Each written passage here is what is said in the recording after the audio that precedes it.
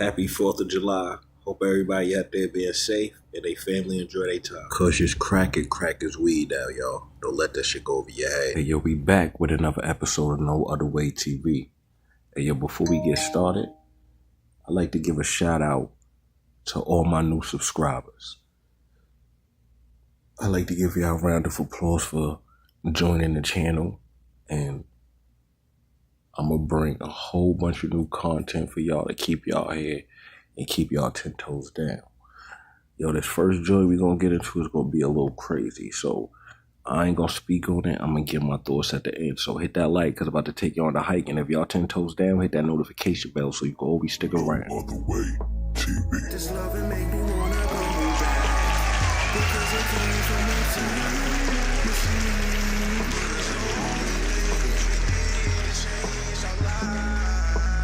I swear this loving is a throwback, because it came from a time machine.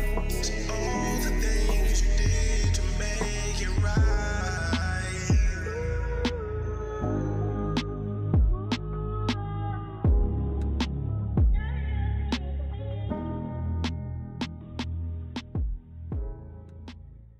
Hello then, welcome back to The Breakfast Show.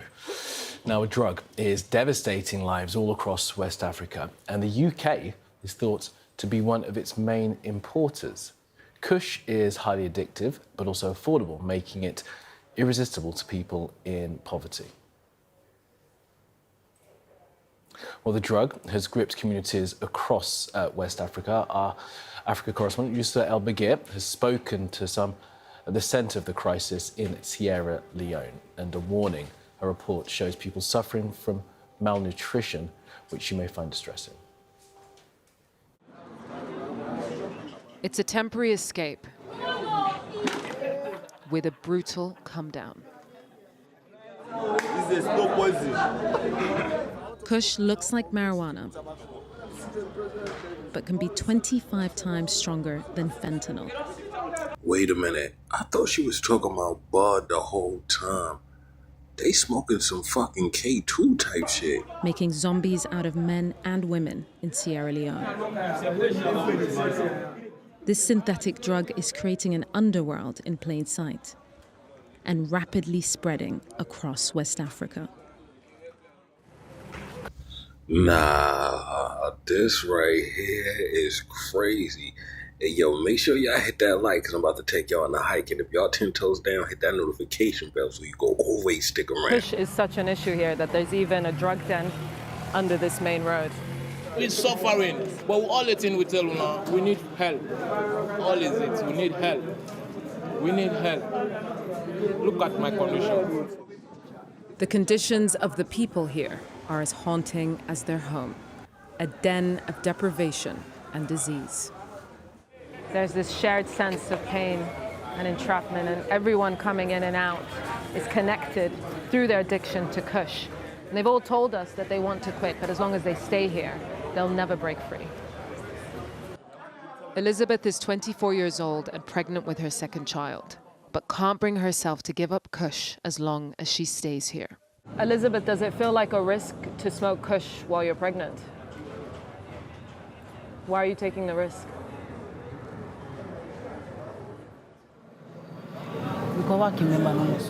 I keep smoking it because it makes me forget about my worries and challenges. The numbness of the high has worn off, and she can't hold back her pain. These are not the fringes of Freetown. What the hell? Yo, that's crazy how they got Low Man there, man. I hope he don't start smoking no Kush. But a place for people of all ages, caught in the clutches of Kush. This drug is evil. This drug is bad. I don't know why they gave me this drug in this country. Who gave it to him? Who brought it there? Our brothers are suffering. Some are dying. Some have sores on their feet. We don't know. This drug brings destruction. Look at me. Just because of this drug, I have sores on my feet. Yo, it's crazy. Little man only 17 and they hit him with the lethal. There's a shelter among shacks for teenagers like Ibrahim, whose Kush-induced sores have eaten away at their limbs. Some are paralyzed by infection and malnutrition, lying in corners where others have died before. The rest are debilitated. Does it hurt? Abu Bakr is only 14 years old and was handed his first Kush joint at 12. He's been fighting for his life ever since. Hey, yo, so I'm pretty sure because they don't got hospitals for people who just want to do drugs on their own, that's why they suffering. They like in this camp right here. Pay attention. When was the last time you walked? Long time. Their limbs are literally ravaged by this. They've got these huge open sores that they have to keep washing with disinfectant. They can't even walk, and yet they're still scrambling to get cash to buy more Kush to smoke. Are they still smoking Kush? Yeah, upset is still the smoke. Even with all this pain? And all this pain wouldn't get out, and still the smoke. It's a prison with an open door. The drug is destroying everything they need to survive. It's like it's no hope. Like, you know, other places get affected, but they really affected right now. But where is Kush coming from? This container has come from a high-risk import country to Freetown's port. Shipments from the UK, EU, and South America need to be searched for Kush ingredients. To be Kush. And this one fits the bill. The initial testing shows that there are Kush items as well as acetone, which are also used in the processing of. And I want to take some time out to tell kids, don't do drugs. Please don't. They smoking acetone. If y'all don't know what acetone is, that's the same thing they use when you go to the nail salon to get your nails done. And where have they been shipped from? They've been shipped from the United Kingdom. The UK is part of a transnational drug trade feeding Sierra Leone's growing crisis, destroying families, eroding communities, and spreading across the region. Through 3 different borders to Africa's smallest nation. It's quite a sleepy border, but Kush has been seized here before, and it passed through 4 countries to get here from Sierra Leone. They're searching the cars of young men for traces of Kush or other drugs being smuggled in. It's a necessary but futile exercise. The border is so porous that the official checkpoint can be avoided. There's no boundary. So there's no demarcation of anything. You can come from the Gambian side, you can enter. You can come from the Senegalese side. Of course the drugs coming in. There's no border control, no border. The threat of Kush tearing through Gambia's tiny population has law enforcement taking a zero-tolerance stance. We're on a drugs patrol with police hunting dealers in Gambia's biggest city. This is one of the weapons deployed in the war against Kush, but it hasn't gotten rid of it. It's just driven it deeper underground. They're just stopping someone now. They've caught a dealer, but not of Kush.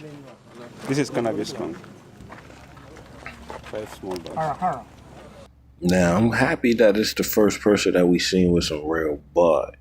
But to keep it real, if I was on vacation and I found him and he was selling that bud and I'm just that small, I ain't buying shit. Fuck that.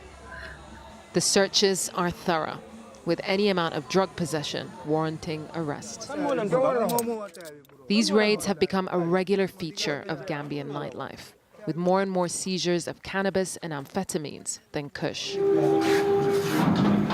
It's an average drug bust of small-time players, confirming reports that deadly Kush dealers are operating out of sight. Here's the Kush we are having here. But this just goes to show that everybody ain't selling that shit out there. But hey, on the real, that's crazy how that shit look like bud. It looked like Keef or some shit. Let's get back to the video. That Kush is still happening, still being sold, but is not being done in the open. It may be, yes, because it's a product that is with high price. Do you think that you will manage the Kush problem here, that you can get on top of it? Yes, I think so, simply because We don't take it as individual problem. We take it as a national issue. Everybody's involved. It's a national issue with few long-term solutions. And in the country's busiest market, we met a Sierra Leonean who spent a year in a Gambian prison for dealing Kush and feels little remorse. Feel guilty for selling it? No, I don't feel guilty. My son started laughing. And then the simple fact that he want to hide his face, my boy's still getting it. That boy's still trapping. He's still letting that Kush go. Why not? Because I'm not using my money to get the Kush. People always give me money to get the Kush for them. You couldn't have said no? No. I needed the job. Yeah, that nigga needed the job, and he still got that job. #1 pusher. So it's like, Young men are seen as prime suspects in the Kush trade, but some of them are working to stop the spread and prove that it's possible to quit. I was at my brother's shop, and then I went to smoke Kush. After smoking, I felt my tongue was choking me. People had to come and hold my tongue, then take me to hospital.